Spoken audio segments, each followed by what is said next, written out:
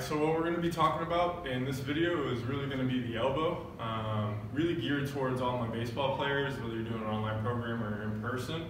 But that doesn't mean that anybody with an elbow can be assessing and just making sure that that is working well. If it's not, we're definitely going to feed dysfunction either up or down into the shoulder, and that can end up in tons of issues. One of the first things that I want to go through is definitely going to be the assessment. We need to make sure that we're assessing before we're prioritizing anything. So if your program isn't based off your assessment, then you should probably fix that. So as far as we talked about with the elbow, what are its capabilities? Not only does the elbow extend and flex, but it also needs to rotate, so it needs to supinate and pronate. So first off, we're going to start with rotation. Know that your elbows are going to rotate different from different angles, and especially in relationship to the shoulder. But for now, we're just going to keep it at a 90-degree angle by the side, and you'll see when we actually get into the exercises later in the video that you're definitely going to be incorporating those different angles and different variables as far as the shoulder goes. So first off, start off with it by your hand. I have this X right here so that you guys can kind of conceptualize and see everything. What you don't want to have happen when you're doing your assessment is move anything but your elbow. Your wrist is going to come along for the ride. I don't want your shoulder to come along for the ride. So while we're doing this, if I try to show my elbow moving and all of a sudden I'm dipping through my shoulders, you're going to notice that's a compensation and it's not really what we're looking for. The test won't be true. So from here, everything gets squared up. Just get a little bit of tension in your abs. You don't have to go crazy. Keep your fingers completely straight as if you had a book in it. Once we do that, I want you to slowly try to flip that all the way over so that the X starts to rotate towards the ground. Now I'd say I'm right probably at the healthy range of motion. Having a little bit more wouldn't hurt. If you notice that you start to turn in and it just got stuck here, maybe you started to see your fingers do all kinds of weird stuff, you try to use your thumb to try to be your elbow, or you started to let your elbow dip out to the side. Those are all things to note. You would say, hey, I'm missing this direction, and this is something that we're going to need to work on. So from here, we're going to assess the other way. So as I'm here, I'm going to go ahead and slowly think about the elbow rotating and flipping all the way over. You can see that X actually goes up to the ceiling now, and I should be able to basically get completely straight there. And again, if that one looked weird, it would be a little bit of this stuff, and you'd see maybe some shoulder dip, something like that. So now that we've actually dealt with the rotation, now it's time to see whether you can flex and extend properly. For this one, it's going to be pretty obvious. You probably already know that your elbow doesn't get all the way straight. You see a lot of people that are kind of just stuck right here. Now this is generally speaking, but you could probably infer that if you're stuck here, there's a ton of neural drive, tension, it's tight in your bicep and your forearm and everything on this side, all the tissues are on this line, because those are the ones that pull you into flexion. So you could also maybe infer that the tricep and all of the other extensors are going to need to be a little bit more strong in order to kind of fight the tightness or even just fully extend the elbow. So looking at that, you can literally just stand straight. You can go ahead and flip to the side if you want to and see yourself, and just notice whether or not you can really get your elbow all the way straight on the side. So again, you're going to see a lot of people that get stuck here. We want to be able to completely straighten all the way out, and then we also want to be able to fully flex. So fully flex, you should be able to pretty much get almost close to touching your shoulder. And you'll see a lot of people, classic bodybuilder, right? And you just can't even get to here, right? So there's your second part of the assessment, and we can start to kind of put together the clues of what that elbow needs. Ultimately, we're going to really attack every angle pretty much, so you're going to get it all anyway if you follow the full routine at the end of this video. But just know a couple of things that could really work for you. You'll see a couple of links down in the text box below that'll link to the other videos I've already made that will help with some of this stuff. But basically, releasing some of the tissue here if you're having that problem with straightening out the arm. So foam rolling all the flexors, getting into the bicep a little bit. And then also you're gonna see some pails and rails on my channel for wrist extension, which are gonna be on the ground like this. And that's gonna really open up those tissues actively with some isometrics. So those are two things to consider there. The other thing to think about is making sure that you're doing your elbow CARs, your wrist CARs, your shoulder CARs, and even axial CARs, which we're actually going to do some, and you'll see that in the end of the video, but feel free to check it out on the other playlist for a little bit more detailed instruction as well. What we're going to show you now is a passive range hold, similar to some of the other things that you've seen in my channel, whether it's for the hips or any of the other joints.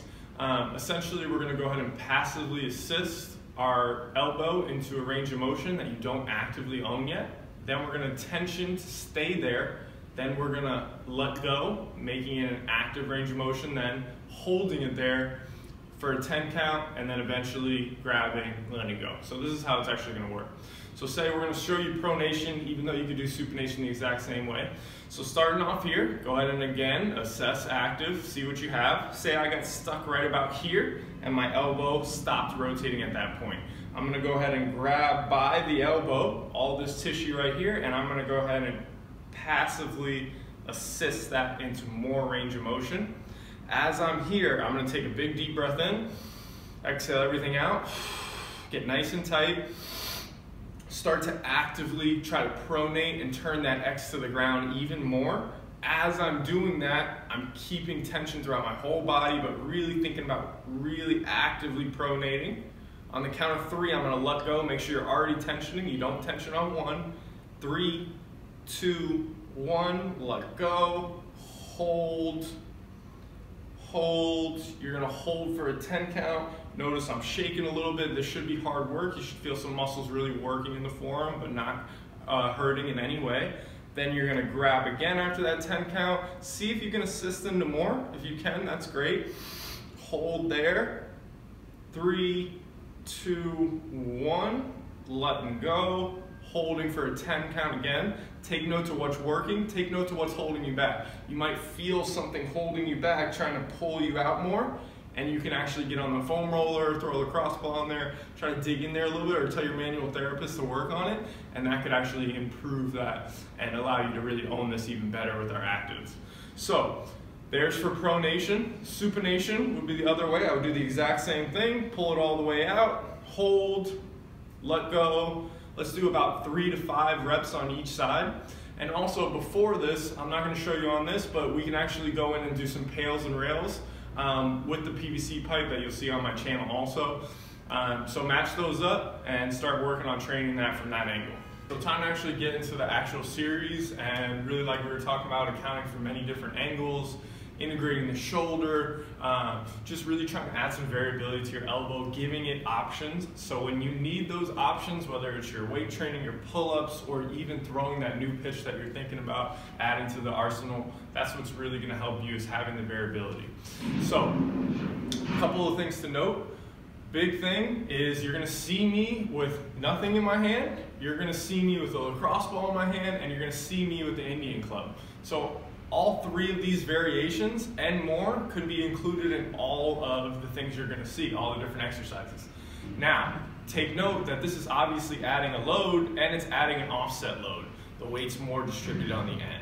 So that's going to factor into it. The other thing is you can get super specific. Say you're just working on that new pitch, you can go ahead and get that grip to be exactly that. And then when we're working on the elbow, you're putting the same input in that your hand position is going to be during your pitch. So you can get super specific with it.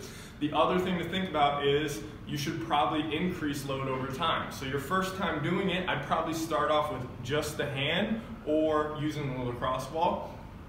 The other thing is we want to really think about having the fingers nice and straight for this, because we're really working on dissociating and really owning kind of control even through the fingers. So that doesn't mean that I couldn't do it here, and that doesn't mean that I couldn't do it there. Just whatever your intention is, make sure you stick to it. So if you go in saying I'm going to keep my fingers straight, and then halfway through you got all kinds of stuff going on, know that that's not really what we started with as our initial goal. So first we're starting off with an axial C.A.R. So we're just talking about rotating through the elbow. The shoulder should be fixed, everything else should be fixed, only rotations happening at the elbow. Where can you do it? Anywhere. I'm going to show you a few variations right now. So we already went over this one, so let's go ahead and stop that one. Now I'm going to be here, and I'm going to go ahead and slowly externally rotate at the shoulder. Stop right here. How do I supinate here? How do I pronate here? Okay, is it good? Is it bad? Is it better? A few reps of that. only the elbow is rotating, okay? Increase, get a little bit further out. Get tall, make sure your abs are tight. You can keep some tension on the other fist, or you could be doing both at the same time, remember. So I'm gonna go ahead and hit a few reps of that. Axial C.A.R is there. Next, I can go all the way out here. I'm gonna do that, okay? From there, let's go ahead and hit another Axial C.A.R from somewhere else. So, pretty common position right here, right? We're gonna go ahead and rotate all the way out, rotate all the way in, all the way out, all the way in. Couple reps there. Now, same thing. Could I get it to here? Yes, I could. I would go ahead and spend the most time in the positions that tell you you need them by feeling tension, by feeling things that you can't do here, and also make it specific to your sport. So a lot of you guys are gonna be baseball players watching this. I'm probably gonna wanna have my elbow work here. I don't know about you guys, but I think I throw here. This is probably one of the stops along the way from my pitch. And then I'm also gonna wanna be able to throw here. So now I'm fully externally rotated so that you can see from the side. I'm here, I can really feel the backside of my shoulder working to keep me there. And now I'm owning rotation with full external rotation of the shoulder. Super important if you're pitching, okay? From here, I also need internal rotation. How do I finish my pitch? Let's go into max internal rotation. As I do this, I'm not allowed to shrug. Don't let your scap come up. You should feel nothing in the front of the shoulder here. Should not hurt at all. Keep that there from the side. You can see I'm around here. You can even back off a little bit, make it a little bit safer. Say that felt a little sketchy, get up a little bit taller, just a little bit less internal rotation. Hit some Axial C.A.Rs from there. So while I'm giving you specific things, I'm also giving you unlimited things. Axial C.A.Rs anywhere. All the way over here, bend a little bit, rotate, change the different degrees of the elbow. Again, think about where you want your elbow to work for your sport or where it doesn't right now and make it work there so that you have the variability so that we're preventing injuries that have not happened. Okay, so next what we're gonna do is we're gonna do basically a variation of an elbow C.A.R. So this is drawing a circle with the elbow, just so that you know if you're gonna be really strict on it, your shoulder's gonna move. Do we want it to be visibly moving all over the place, shrugging, all that kind of stuff? Definitely not. But just to be really, really particular, as far as the rotation comes, it's definitely coming from the shoulder as well, which is okay. So from here, I want to really get this nice and strong, and I'm going to go ahead and start off with my arm by my side just like this. From here, abs get tight, tension up, make sure nothing is moving, and the other side, none of this other compensation stuff going on. Use a mirror if you can. Slowly start to flex, so your bicep is what's doing this. We even want to try to get close to our body, like you're trying to scrape your chest with it. Once you max that all the way out, and you get around your sternum, and this area right here, you're going to start rotating from the elbow. Don't just passively get through here. Squeeze your bicep. Get good at having your bicep claustrophobic so we have full flexion of the elbow when we need it. Now notice that my elbow might be moving onto the side a tiny little bit, but I'm definitely trying to keep it by my side. I rotated all the way out. I'm actively turning and rotating from the elbow like we've been talking about, all the way down, eventually coming in, and all the way up. I'm gonna reverse directions. Hopefully you did a few of those in a row in that direction, then switch. Once I get to here, I can't keep going out that way unless I create some rotation and let that come out. I'm trying to get as far out to that side as possible, using the ball for tension, crushing it. Now again, I want to get as close to my shoulder as I can and let that rotate all the way through and come all the way down. Rotation's happening at the shoulder, that's okay. Just try to minimize any of the other things from moving. From there, there's my full circle of the C.A.R. Could I do that here? Yes, I could, definitely. So what we're gonna do is we're gonna come to this, have it on that side, again, thinking about throwing, and I'm gonna go ahead and straighten my arm out, rotate from the elbow first, then I'm even gonna allow the shoulder to come, and then I'm gonna flex, trying to keep my hand away from the camera, all the way up, rotate again, get as close to that shoulder as you can, feel the rotation happening at the elbow, all the way through, all the way to there.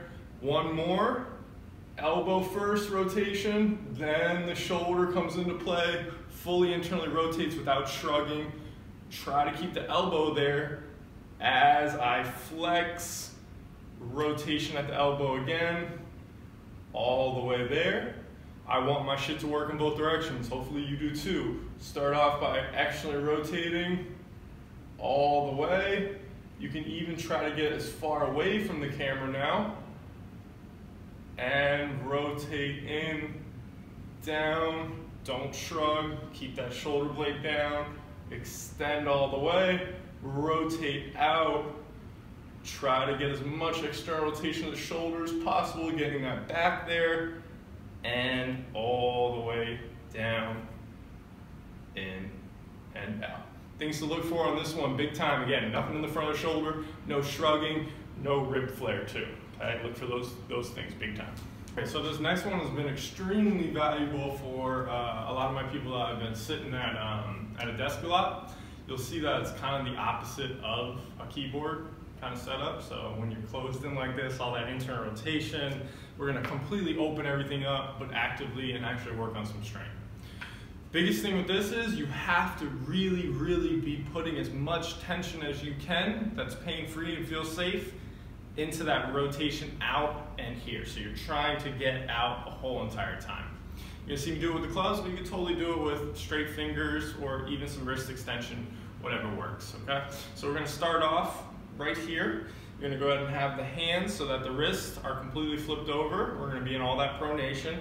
Now under control, I'm gonna slowly, actively rotate all the way out. As I rotate out, I'm gonna slowly rotate from the shoulder now, external rotation of the shoulder. As I do that, I'm continuing to try to get the heavier part of the clubs up to the ceiling. Once I get out as far as I can, I'm still trying to keep the clubs higher than my hands. I'm gonna start to slowly straighten out the arms. Again, thinking about rotating, you can see I'm shaking. This is not easy. Keep reaching all the way through. Once you get to there, completely lock out. You can notice with the direction of the clubs that I'm trying my hardest to get that rotation to happen. Maintaining that rotation. I'm slowly coming all the way in, owning it, nice and smooth. Elbows come to side, start to rotate in, continually keeping tension. It's only to this point where I actually stop trying to supinate and bring that all the way in. If you're someone who's having trouble with the supination, look no further. This is your move. 5 times a day at your desk. Hit one of them really good, take a couple of big deep breaths right before it, reset yourself, get right back into work. Okay, so this next thing that we're gonna be doing is basically some end range rotational training is what we would really call in kid stretch or the FRC lingo. Essentially, we're trying to take you to a range of motion, keep the shoulder, the scap, the spine, your core, everything kind of stable and fired up while the elbow's allowed to articulate and rotate in a small circle. As far as the circle goes, start off small, maybe golf ball size, lacrosse ball size, but then eventually you can draw a bigger circle and kind of work that in. I'll show that to you anyway. Take note that, again, this is offset, so if I wanted to stress the muscles that actually do this, I would have the weight on this side, so it's causing me into that, and vice versa if I want to stress the other side. This can also be done without weight, and that's how I would suggest that you definitely start this. Looks easy, but it's really not.